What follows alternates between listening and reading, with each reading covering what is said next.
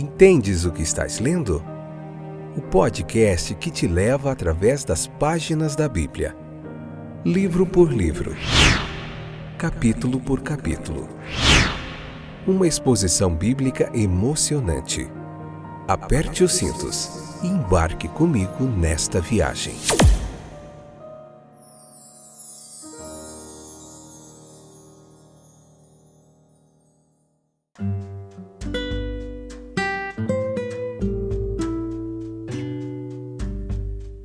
Olá, meus queridos companheiros de viagem através das páginas da Bíblia. Eu sou o Fábio e esse é mais um fantástico episódio do podcast Entendes o que estás lendo.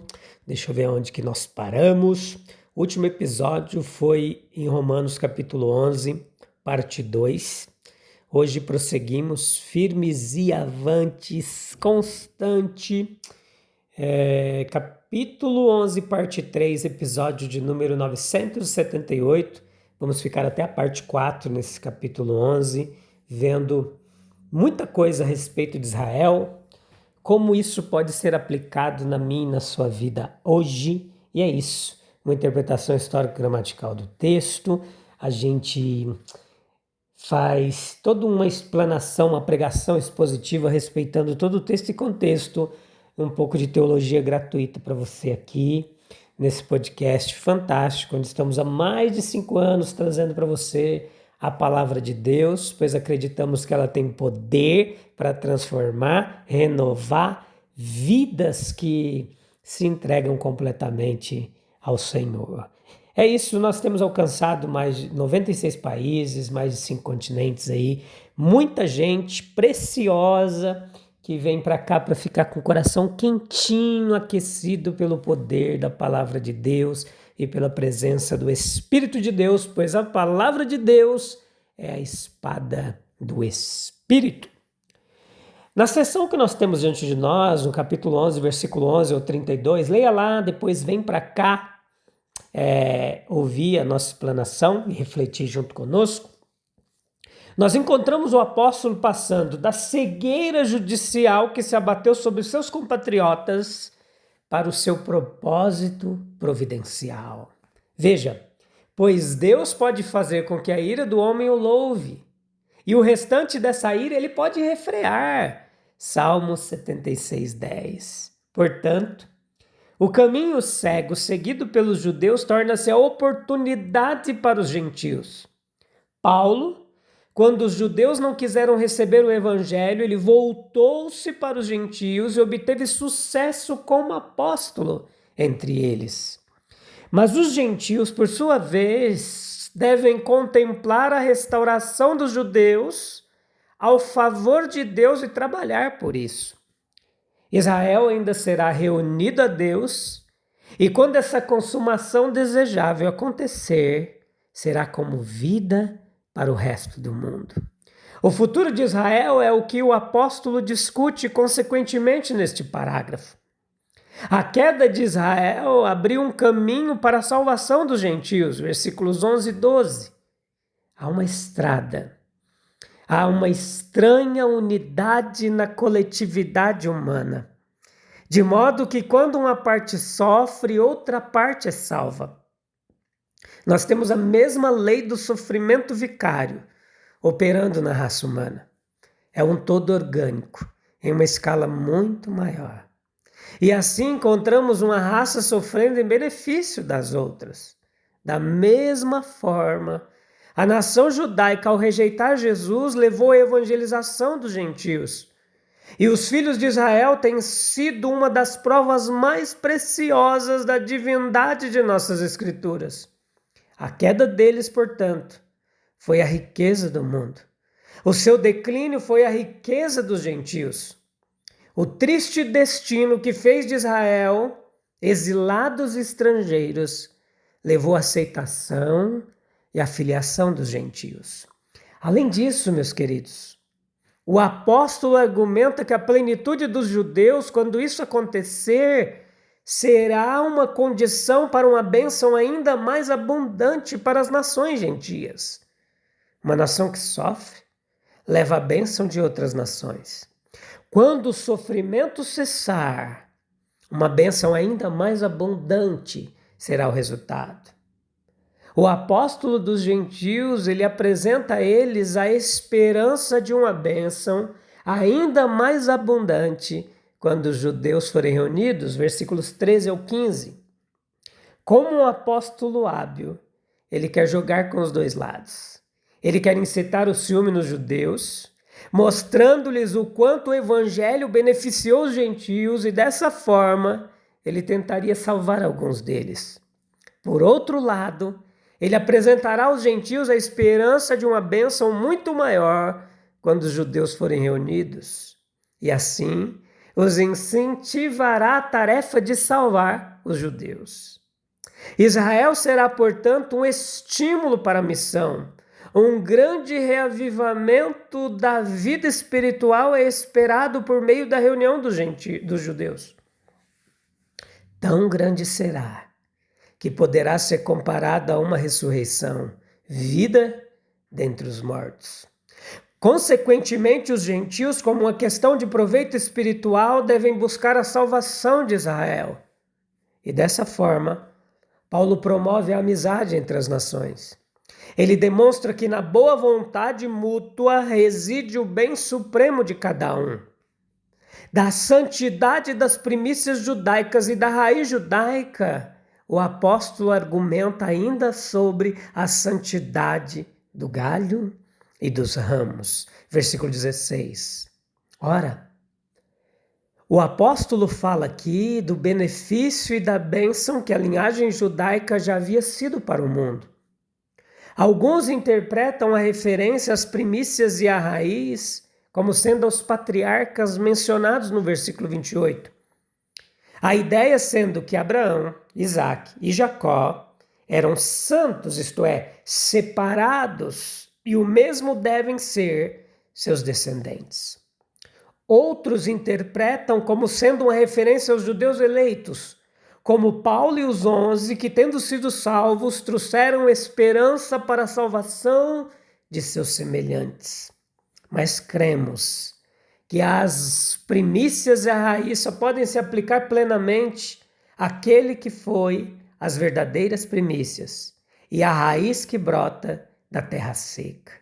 O argumento do apóstolo neste caso seria o seguinte: se Jesus, a semente de Abraão e a verdadeira raiz da raça israelita, foi uma bênção tão preeminente para a raça, quanto podemos esperar quando o povo judeu e seus ramos se consagrarem a Deus como ele o fez?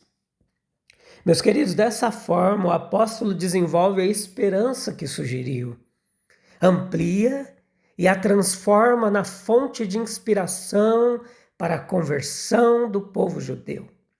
Não devemos esquecer que o indivíduo mais influente e transformador que já viveu neste mundo foi um judeu. E embora jamais possamos esperar que seus compatriotas alcancem seu padrão de bênção, nós podemos e devemos esperar que a conversão do povo de Cristo a Deus seja de suma importância para todas as outras nações da terra. E de fato, judeus que se converteram e se consagraram tornaram-se grandes bênçãos para seus semelhantes. E assim, esperamos grandes coisas das primícias e da raiz. O apóstolo ele adverte os gentios de que seu enxerto na oliveira no cristianismo acarreta sérias responsabilidades. Versículos 17 a 24. Os judeus que rejeitaram Cristo são ramos quebrados da verdadeira raiz. E em seu lugar, os gentios foram enxertados, de modo que a seiva eterna que procede de Cristo, a raiz, e que de outra forma deveria ter sustentado esses judeus, passa para os gentios. Mas agora o apóstolo utiliza um fato sobre a oliveira. Van Lennep nos diz que, em sua obra sobre a Terra Santa, que a oliveira ela cresce até uma idade tão avançada que a velha raiz selvagem às vezes vence o enxerto melhor, de modo que o fruto se deteriora e a árvore precisa ser enxertada novamente. É esse fato que o apóstolo fundamenta sua advertência. Se os gentios, esquecendo-se de que foram unicamente enxertados pela graça de Deus, se deixassem contaminar pelo orgulho e pela justiça própria judaica, de modo que sua frutificação diminuísse, não haveria outra solução, senão um novo enxerto da melhor linhagem judaica para restaurar a oliveira, a frutificação. A severidade de Deus para com os ramos judaicos quebrados deveria tornar os gentios muito humildes e muito zelosos, para que o mesmo não se volte contra eles. Deveriam continuar a desfrutar da bondade de Deus, exercendo fé humilde e esforço ardente. Se não cumprirem suas responsabilidades, podem esperar que também sejam quebrados. Nações infiéis foram cortadas. Os candelabros e as igrejas foram removidos. Meus queridos, a cegueira parcial de Israel é permitida, versículo 25, até que a plenitude dos gentios chegue. Para evitar que os gentios se considerem sábios aos seus próprios olhos, o apóstolo explica o mistério de que a cegueira de Israel foi permitida para que a plenitude dos gentios fosse reunida.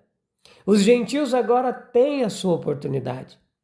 A sua integração no reino de Cristo é o grande propósito presente de Deus.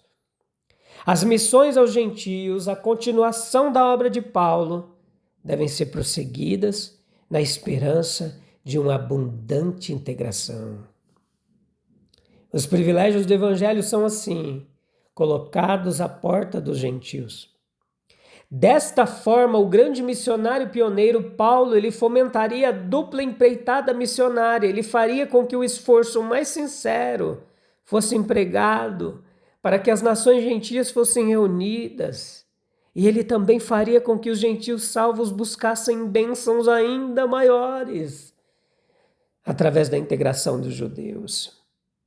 Israel, como nação, deve ser salva como o ato supremo da misericórdia de Deus, versículos 26 ao 32. Quando se diz todo Israel será salvo, isso não pode significar que cada judeu individualmente será salvo no final. A doutrina de Paulo não é essa, mas é evidente que Israel, em sua capacidade nacional, ainda será reunida à casa de Deus. Quanto à eleição, a nação ou raça judaica é amada por causa dos patriarcas. E os dons e chamados de Deus são irrepreensíveis. Consequentemente, devemos nutrir a esperança de que a nação judaica ainda será restaurada ao favor de Deus e salva. Meus queridos, o texto nos ensina que isso acontecerá por meio da misericórdia estendida aos judeus pelos gentios salvos. Em outras palavras, o problema judaico será resolvido por uma missão dos gentios a eles. Dessa forma, Deus anula a incredulidade dos judeus para a conversão dos gentios, e a conversão dos gentios será então utilizada para a salvação dos judeus. Quando a plenitude dos gentios for seguida pela conversão do povo judeu, nós podemos esperar que uma vida e poder sem precedentes sejam experimentados em toda a cristandade. Ao longo de Romanos 11, nós vimos, ainda vamos ver em mais um episódio, que Deus permanece fiel às suas promessas, que Ele conduz a história com perfeita sabedoria e misericórdia. E o que parece derrota aos olhos humanos pode fazer parte de um propósito soberano de Deus. Será que nós temos confiado na sabedoria de Deus? Mesmo quando não compreendemos seus caminhos? Será que a minha vida ela reflete gratidão pela misericórdia que eu recebi em Cristo? Tudo isso são questões para a gente pensar enquanto oramos e encerramos mais um episódio. Você tem um local calmo e tranquilo para a gente se colocar na presença de Deus? Aleluia!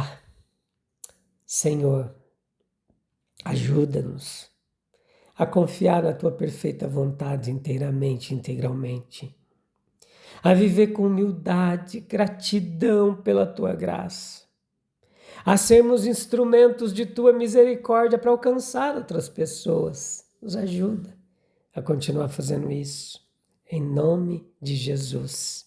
Amém, amém, amém. No próximo episódio a gente vai concluir Romanos 11, contemplando a extraordinária adoração de Paulo a Cristo.